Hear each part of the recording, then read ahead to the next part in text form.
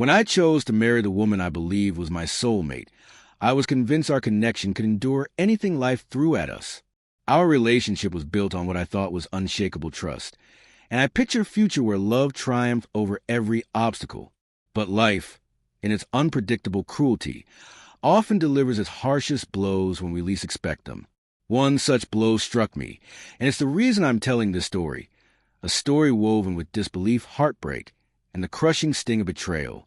Rita and I had known each other for what seemed like forever.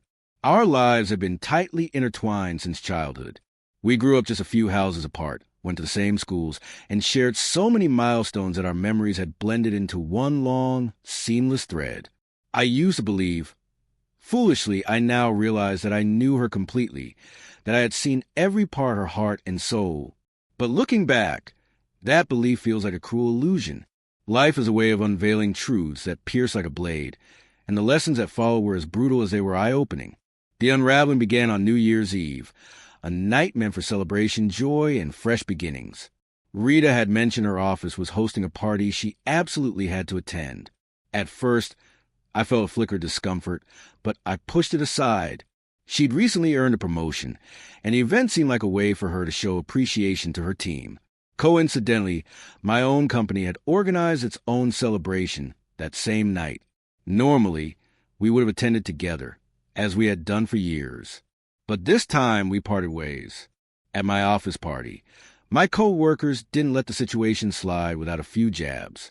With drinks in hand and grins on their faces, they teased me about letting my wife spend New Year's away from me, half joking that someone else might make a move on her while I wasn't looking. I laughed with them, outwardly calm, still believing in the trust one had in Rita. But beneath my smile, their words began to fester, planting seeds of doubt that slowly took root. By the time my unease began to feel like a knot in my chest, it was already too late to change course. Had I known what was coming, I would have gone to her party instead. I wasn't even drunk that night. I'd only had a drink or two, but the rising tide of anxiety pushed me to step outside for a breath of fresh air. The night air was crisp and sharp, helping clear my head for a moment, until my phone buzzed with a message from a number I didn't recognize. There were several emails, actually unfamiliar and unexpected. A strange heaviness settled over me, but I reasoned that if something serious had happened to Rita, I'd be getting a call, not some anonymous messages. I ignored them at first, brushing them off as spam or meaningless distractions. But as the clock neared midnight and people gathered to watch fireworks ignite the sky, another message arrived, from the same number. I was about to dismiss it again, but something inside me, instinct, maybe, urged me to take a look. When I opened the first message, it was like the air had been punched out of my lungs. I stared at the screen, rereading it over and over, hoping I had misunderstood. But the meaning was crystal clear. The next message only confirmed the first. The accusations leveled against Rita were horrifying, and the sender clearly knew intimate details about our lives. Details only someone close to us could know. Confusion gave way to a rising panic. She hadn't responded to any of my calls, and she still hadn't returned home. The silence on her end made the allegations in those messages all the more terrifying.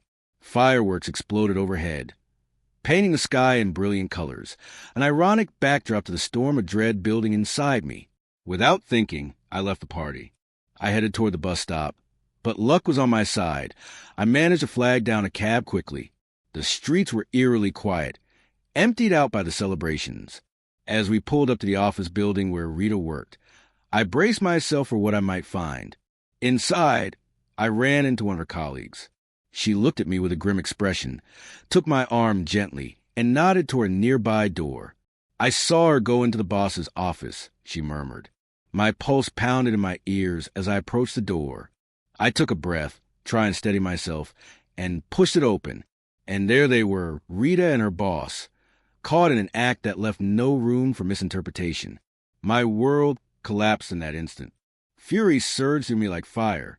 Without thinking, I shoved the door open wider and launched myself at him, my fist connecting with his jaw in a blur of motion. The impact barely dulled the rage coursing through me. But as for Rita, I couldn't bring myself to touch her. Even in that storm of betrayal, something inside me held back. Later, I learned the messages had come from one of her friends, the very same woman who had pointed me to the office. I never questioned her reasons. Maybe she wanted to help me. Maybe she had her own motives. In the end, it didn't matter. The damage was irreversible. Despite everything I witnessed, I couldn't fully let go of my feelings for Rita. The love, the history, the memories, they still haunted me. And to this day, one question echoes through my mind. Should I be thankful to the person who revealed the truth and tore my life apart? Or would it have been kinder to remain in the dark? They say ignorance is bliss. But there's no returning to that ignorance now. The truth, however brutal, has reshaped my entire world. And I'm left to carry the weight of a reality I never asked to see.